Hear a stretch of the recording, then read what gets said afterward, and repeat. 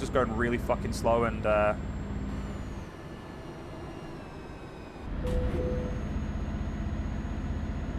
yep, that's what I get. That's what I did. That, guys, is why you don't speed.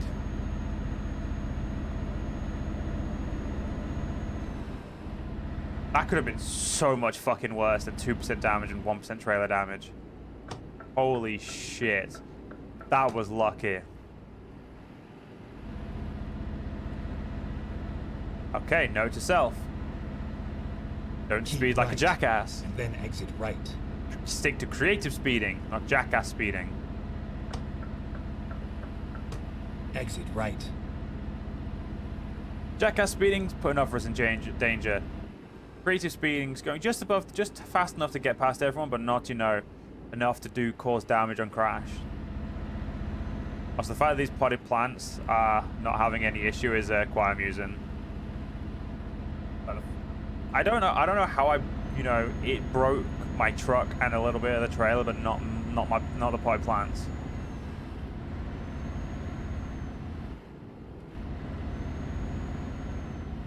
Is this a drop away? I'm not gonna risk it. Okay, it's not a drop away.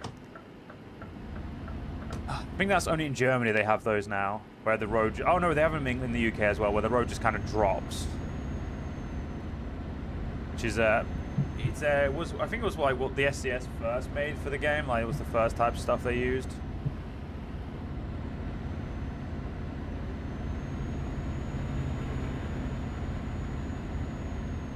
I do want to check how we're doing on time, but I do also at the same time just kind of want to, you know, buckle down, get those miles going, you know.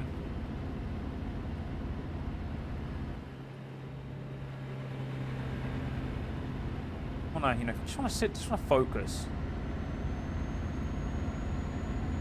I'm a man of sheer will and fucking determination. Oh no, sorry. Man of determination and sheer fucking will. That's what John Wick's got in it.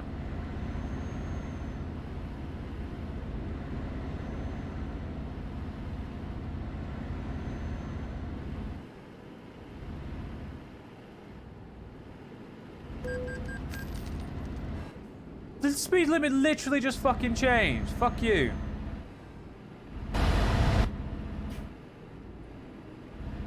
That's the one thing I don't like, is when the speed limit literally just changes and the game's like, ah, you're speeding. It's like, yeah, I'm speeding because the speed limit changed and I didn't fucking know.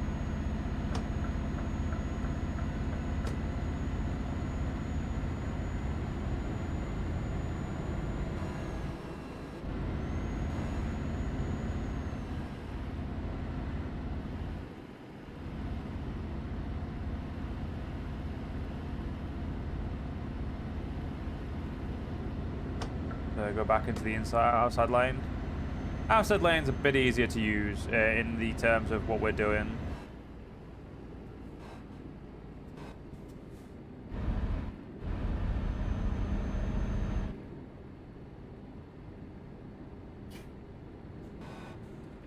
It doesn't matter which of these two I go to, it's still not going to be up.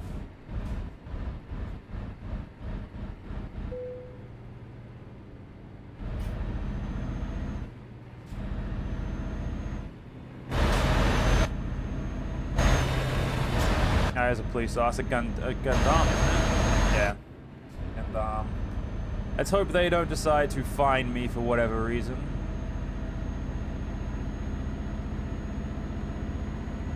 You know, for something like the speed limit just suddenly fucking changing and me not knowing.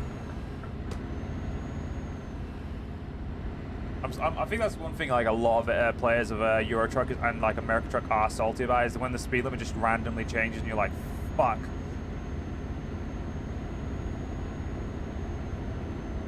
But I do think ATS has definitely got a lot better signage everywhere.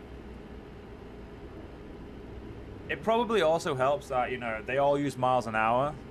Like, there's no state in America that doesn't use, that uses kilometers, whereas obviously in Europe, we have one place that uses miles an hour, which is the UK, and then everywhere else uses kilometers. So if you're from the UK and you're like, well, I want to use miles an hour, it's a little annoying. But I guess that does speak the same for, like, you know, in America, you can know miles an hour to kilometers. You know, if you use kilometers, all the signposts kind of mean jack shit to you. unless you know the immediate conversion ratio of kilometers to miles an hour. Which I'm going to assume if you play enough, you probably do, or you just simply suck it up and play miles an hour. I really don't know which, but, you know, whichever you enjoy, you know? I like playing in miles an hour because that's what I'm actually used to. You know, I'm a Brit. We use the miles an hour in the UK, so to me, miles an hour makes a lot more sense. But to be fair, I also don't mind using kilometers. Like, I have used kilometers to play Euro Truck before. I don't know. I just prefer miles an hour, to be honest. I feel like I've achieved more if I've gone 10,000 miles opposed to 10,000 kilometers. I feel like it's like a sense of achievement, you know?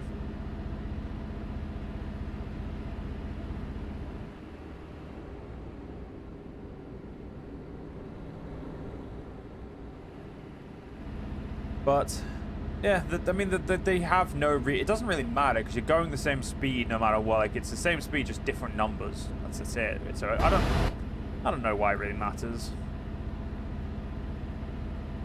I guess obviously it matters because obviously people who like the Imperial I think kilometers is Imperial, or is that metric? I can never remember which is which. Shit. Well, people who like kilometers and meters and stuff like that, I get that it's a 1-to-1 ratio. It's like a 1 to a 10, like 1 to 100 ratio. So it's 1 kilometer, sorry, 1 to 1,000 is 1,000 meters, 100 centimeters is a meter, you know. It makes it a lot. It's like a very easy to understand in that sense. Like, it's like, you know what you're getting into, you know what's what, you know, you could break like, okay, how many, if I've done like 0.7 kilometers, I've done 700 meters, you know. If there's 200 meters to go, I know that, you know, it's not too far away. Like, it's a very simple metric to understand as opposed to like feet, inches, and like, you know, how many inches in a foot, how many feet are in, you know, whatever the next decimal is. I think it's how many feet are there in a yard or some shit. Like, because we use yards and miles in the UK, and it's like in 200 yards, turn right. It's like, okay, how fucking long's a yard? Like, what's the, like, I've never used, like, in school we learn millimeters, centimeters, and meters. So we learn how to use like the metrics and imperial systems in terms of like measuring. We don't really learn to use inches in school, at least unless they fucking suddenly change that since I've not been in school. You know, I've been out of school now a good 10 years. But actually nearly half my life I've been out of school. Fucking hell. But anyway, the point I'm making is we learn all that stuff, but what was I saying? Yeah, like, we don't learn inches in that, but at the same time, like, when I think it is weird that on our roads we use miles now, because we don't really learn about, like, we learn about miles, I guess, technically. We don't learn about like kilometers in the sense of, like, if we get a maths question, it'll be in miles an hour, not in kilometers. Like, if you're going, like, say if someone wants to travel at 60 miles an hour, and someone travels at 60 miles an hour from this place to this place, how long will it take them? Obviously, and it'll tell you if say if it's 200 miles, if it's 127 miles from this place to this place, and this woman or this man goes at a consistent speed of 60 miles an hour. I always think these things are really dumb. It's like, if that bitch is going 60 miles an hour from the get-go, I want to know what she's starting with, because that thick shit's got pull. Like, is she in a fucking, like, you know, Porsche 918 that can, like, probably do that in 2 seconds? Like, is she driving a car that we should know? Right. Like, she's driving something we should know about, because right. I want some of it too. But no, like, we'd always do those types of questions in miles an hour. Exit right. But, like, when it comes to stuff like go straight. Like when it comes to measurements, we'd always measure in like meters. Keep right. We'd never get questions about feet and inches. It's like the UK is this really weird blending of imperial and metric. And like there's like, as far as I know, there's no real explanation to what, like, as someone who lives in the UK, I've never really understood why we do it. Because I know that we have miles an hour on our road. I know it. I mean, yeah, it would cost a lot to change miles an hour to, you know, miles, and like, yeah, sorry, it would take my brain's just like mushing together, my apologies guys. It would take a lot of money to change all of the signage and stuff around the entire country, and, you know, like Wales and Scotland and Northern Ireland. It would take a lot of money to change all those signs, kilometers, But then you've got the issue of, well, every car in the UK that is from the UK, that is built for the UK, has miles an hour. So, well, then you need to like, you know, phase out miles an hour cars, because obviously they don't really work anymore. Like we don't have miles an hour in the UK anymore. If we did that, now you've got the issue of we now have you now have a thing where we have miles an hour. We have so we adopt kilometers. We've changed all the signage. You know, we've changed all that. We've now got cars to change. So now car manufacturers are going to have to change the speedometers. Not a big deal. Not a big deal changing speedometers, let's be honest. I'm pretty sure that's probably going to be one of the easiest things. And if you've got a digital one, maybe there's even a setting to do that. So maybe most cars, not going to be too big of an issue. Older cars, definitely a bit of a problem. But if you just like, you know, have like something in your car, like we do, like here, a sat nav that tells us exactly what the speed limit is, you know, in miles an hour, even though we're even using kilometers, that'd be, there you go, that's sorted. At that point, there's literally no reason why, you know, we couldn't do it. I just don't understand the basic reason why we didn't do it. We didn't change over in the first place. Because I know that we use miles per gallon in the UK or MPG, but we get petrol in liters, which is another really weird thing. Like we don't, like if you're at like the petrol station, you don't get petrol. I thought that was a fire then, but I don't think it was. Oh yeah, you don't get petrol in by the gallon like you do in America. We get petrol by the liter, but yet we use miles per gallon. So many fucking weird things that like you don't really think about unless you're playing a game, like unless you just like suddenly like, you just kind of sat chilling, doing some driving, and your brain's just like, huh, that's a really weird thought. And it legitimately is. Like, I don't understand why we use, like, I don't get me wrong, I prefer miles an hour, I always have. I don't know why. I just, you know, I just like it. I have no clue why. But like, from a logic standpoint, it's just like, why the fuck don't we use like, you know, kilometers? It would make everything easier. We learn meters in school. We learn like all of the things that kind of fit using kilometers. Like we get petrol in liters, but we still use it's just dumb. Just one of those dumb things that you the more you think about it, the more you're like, that's stupid. And like the more you're like legitimately like that's a bit dumb.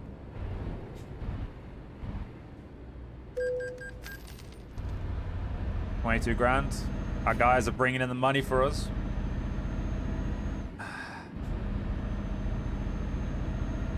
We're not even at Lyon yet? Fuck. Today's trip's going really slow. Keep left. Where the fuck did you come from? And random cars appearing out of fucking nowhere.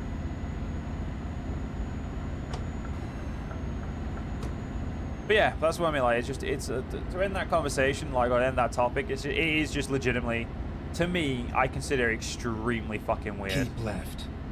That we don't use kilometers. But at the same time, I'm also kind of happy because, again, don't really care for kilometers. It's not really something. It's not really like a unit of measurement that I'm like, oh, I can't believe I wish we used this. Like, I just don't give a shit. I prefer the aesthetic of miles an hour for some reason. Could not tell you for the life of me why, but it's just proof I do.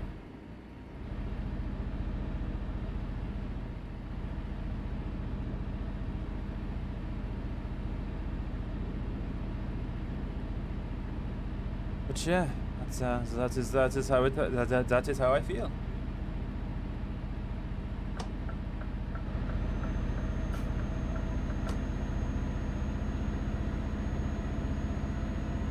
What else can we talk about today? Talk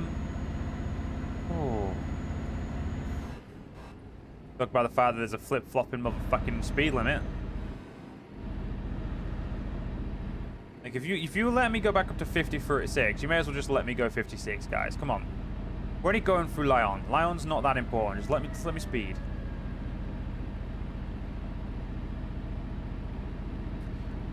I had something then, but then my brain just forgot it because the speed limit changed. I actually don't know what we could talk about today, guys. I mean, there is the new Crusader Kings DLC coming out soon, the Tours and Tournaments, which I think looks really cool. Don't get me wrong, I feel like they're adding loads of shit to Crusader Kings that just you kind of look at and think, how does that help me conquer everything? And then you realize, oh wait, this is Crusader Kings. Crusader Kings was never really all about the conquest. Crusader Kings always led with a lot of character stuff. And I feel like Crusader Kings 3 is kind of like what they really wanted to do with Crusader Kings 2, like just adding metric tons of ways to interact, to fuck each other over, to like sway, to romance, to like, you know, just do everything. You know, you've got your befriending, you've got your super intrigue stuff, you know, you've got all of these options that I feel like they've wanted to add for a long time. Because in CK2 definitely felt like a conquer simulator. Like, felt like you were building up your realm and you were conquering. CK3, you have that, but I feel like that aspect's very much the undertone, but not the main focus. The main focus is definitely even more on the characters than it was in the last one. Like, CK2, I mean, characters meant a lot, obviously. But in CK3, like, they're so, like, you can do so much with your characters now. You can commission artifacts, you rule your court, you know, petition your liege if you've got one, you know, you do single combat, you know, seduce, you feast, you hunt, but your feast and your hunts feel a little bit more in depth. It just at the moment it feels a lot deeper character-wise. And in all fairness, I actually just generally prefer the game. Like, the Men-at-Arms is a better system than the Retinue. Because the Retinue, if you did it right, you could just break it. Like, it wasn't exactly hard to break the Retinue system of CK2 of like a bunch of bowmen, like maybe some heavy infantry and shit.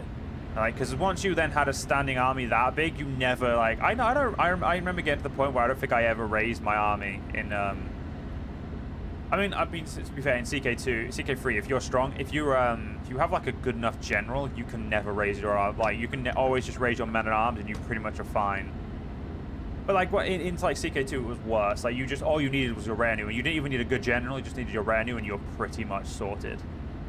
Because the retinue was so much better than Levy, and just like men-at-arms are so much better than Levy. But like because you could get so many of them, like I mean, like I remember having like 20 odd thousand retinue at some point. Like I had something silly like that, and it was like, well, what's the fucking point in having an army when I have literally a standing army of pretty much like maybe a quarter of my enemy, but like they're all professional troops instead of, you know, someone conscripted, given some armor, given a shield, given a spear, maybe given a bow. You know, I don't know what you guys equip your levy with, but you know, like this is just really weak, like really yeah, CK3 made it. CK2 makes it a lot more satisfying to use men-at-arms and know that men-at-arms, while stupidly powerful, they do really have limits. Like, you can definitely tell they have limits. Like, I feel like I found when playing CK3 that my men-at-arms, if I don't choose right and they choose better, they matters a lot more than it did CK2. In CK2, my retinue was pretty much always bowmen, heavy infantry, and then probably cavalry. I never really fucked with anything else. I never got pikemen. I never got, there was no siege equipment in that one, so I never got, like, I don't think I really ever got light cav if heavy cav was on offer. I pretty much always stuck to the same 3 retinue. Good fucking reason. They're really good. Like, they were just... And even then, I pretty much majorly had bowmen, because if you had a lot of bowmen, you just absolutely ruined everyone. Like, that was the meta back then, I guess, if you want to refer to it as a meta, but... It's a really... no, CK3, I think, is a lot more balanced than that. But... CK3 does have a lot of... is missing the ability to play as a Republic without a mod. Though I do have a really good mod that I need to test out. It seems really well built up, and I've been following it for a while, and it is updating. But I'm definitely going to probably play that at some point and see what it's like. You know, do a test on it, see if it's any good. If it's good, might play it. If not, well, we'll see. If it's not good, I won't play it, obviously. But if it's good, we'll see. But yeah, like I miss playing as Republic. One, I used to hate CK2, and I feel like it's a story a lot of people know, because if you've seen the Tale of Two series I used to do with Dr. Nick Doom or House Doom 1, or basically as I would call him, just Nick. if you've ever seen any of those, you know that, like, when we initially started that, I was very candid in the fact that I didn't like CK2. I had gotten CK2 when it came out, and I thought it was shit. And I feel like I know a lot of people agreed with me, and I know a lot of people just played it anyway and had fun. I did not like it at all. Like, it was not a game for me. Now, back then, I was a lot more awkward when it came to us, but I was a lot more specific, I'd say. And I was a lot more easily turned off to games that I didn't understand quickly enough. Well, I was like, I'd played games like Total War Rome for years, like a kid. I played Total War Rome when I was really young. And I played I played the Total War games. You know, I played Empire, I played Medieval. I had Medieval and Rome 1 on discs before they were on Steam. You know, I'd been playing those for years. I played Age of Empires for years, and then when I got into EU3 through watching some YouTubers, I did Heir to the Throne, loved it, and I was able to understand it. Then I got Divine Wind, and then I realized my laptop did not like it, and it ran like shit. Then eventually I got a new computer, so then I was fine again. But like Crusader Kings, it felt like I was bashing my head against the wall. And in all fairness, the original Crusader Kings was, like, when they released Crusader Kings 2, it was nowhere near as good as the updates they did to it. But after a few DLCs, they redid the technology, they redid quite a lot of it, and honestly, if it wasn't for Nick, I would never have got into CK. I would have just continued thinking it was shit. Because I never liked playing it. My friends were like, oh, do you want to play CK? And I'm like, nope. Do I fuck? Like, you own it? And I'm like, yeah, I don't give a shit. It's wank. Like, I don't want it. But if it wasn't for if it wasn't specifically for Nick, I wouldn't be playing. I wouldn't have got CK2, and I would have kept playing. But anyway, the general point of what I was getting at is, because of Nick, I started getting into CK, and because of like our series, we did one specifically where we played as we did the Crusader one, which was really cool, where we both did like we both had a Crusader order, and we both kind of just, you know, we modded the game and made it a little bit random, but it was like really fun. We both became literally Crusader Kings. We also had the one that I'm referring to, though, is A Tale of Two Patricians. That was the one that I had a lot of fun with, because we both played as patricians, and I feel like patricians in CK2 are really good. Thank you for the follow, Nikos.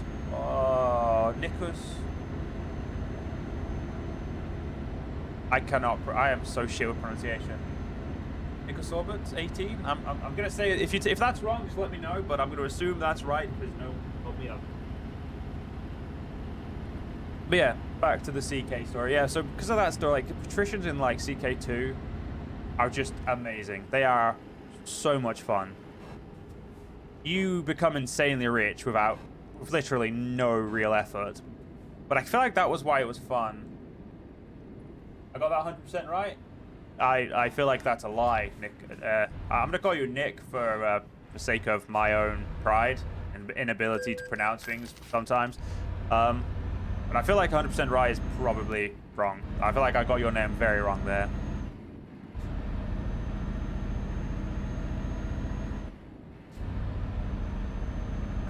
Let's move over here.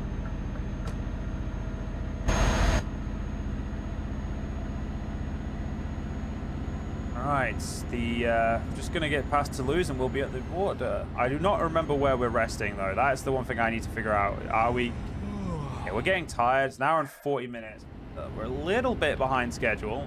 I guess we could do, you know, some creative speeding, as I like to call it. Which is better known as just flat-out speeding, but, you know, it's creative. You got a friend from Texas who can't pronounce your name either, and he just calls me Nick as well. Well, you know, I don't mind being bundled in with a Texan. Yeah, I mean, I'm English, but, you know. I think it's more just my brain just sees Nick, and for some reason it wants to say Robert, like Nick Robert, because there's like if you move the R and the O around, that would essentially be Robert without the E, and then my brain just completely ignores the S, U, and S. I don't know why, but that's how my brain works.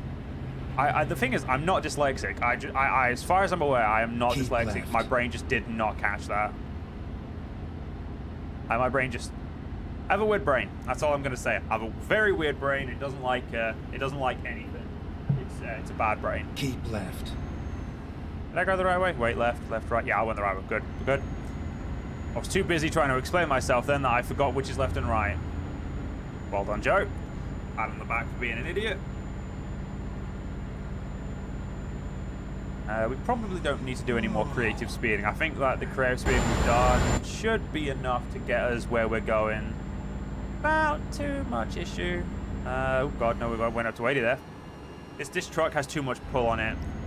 All right, we can afford the 750. Did we get the 750? Nope, we're still, sorry, the 730. We're still at 650, so we need to go buy a 750 at some point. As soon as we get to Madrid. Fuck me, Madrid's huge. We'll figure it out. We need to get the new engine, though, before we get the new anything else. Because who doesn't want 730 horsepower in a truck? I mean, if you don't, I mean, the real question is why? Why don't you? It's confusing to me if you don't want that much horsepower under your trunk.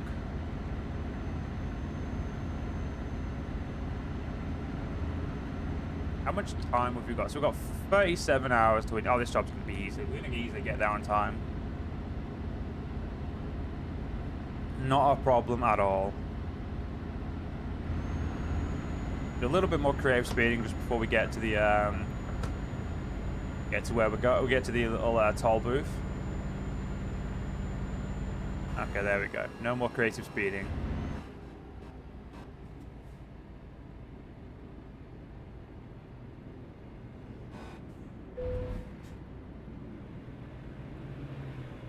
All right, I am getting tired. Don't worry, Go Game. I have an idea.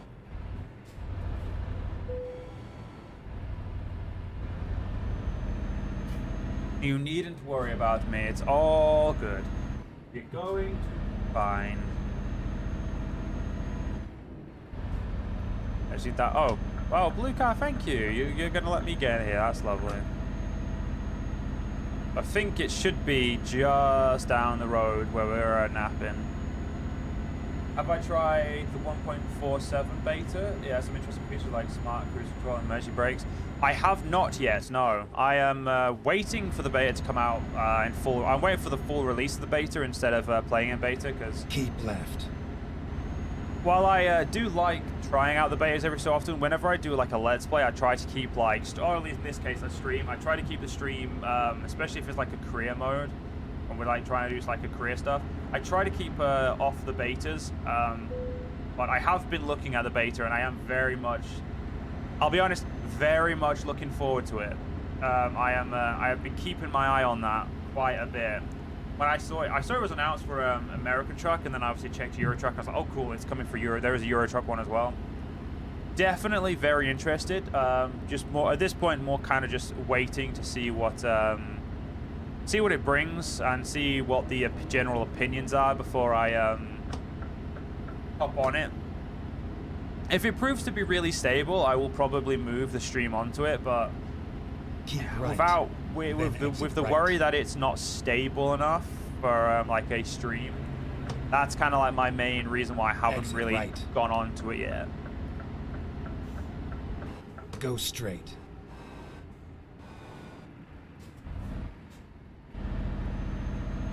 But I can say for certain I am definitely going to be playing the beta at some point, because I do love Euro Truck, and I do love American Truck actually. American Truck's Never mind. I'm pissed off at American I'll Truck find at the a new moment, route. but I do like the game. I do love the game, and I do love all the effort they put in.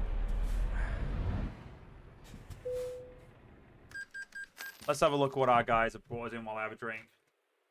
Jana's brought us in a bit of money.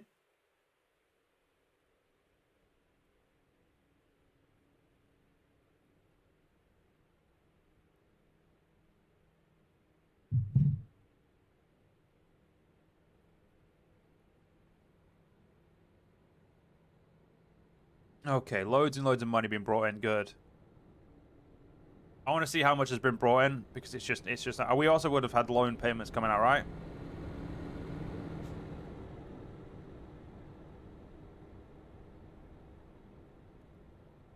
Oh, the one problem with having loads of drivers.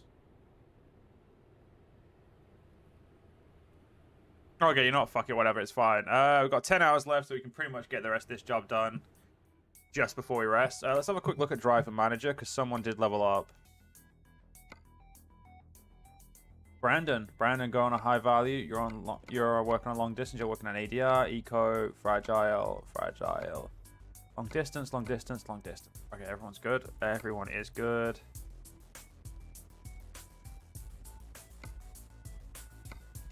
We've got loads of Scania S's now. Good. Profit-wise, at the moment, the DAFs are winning. But this Scania S, which has only done 3,000 miles, is starting to quite quickly climb. So that's a bit quite worrying for them. Yeah, we've paid off one of these each. That's great. We'll pay off these loans as soon as we can. I don't think I had. Yes, we've got nothing else to this. Going.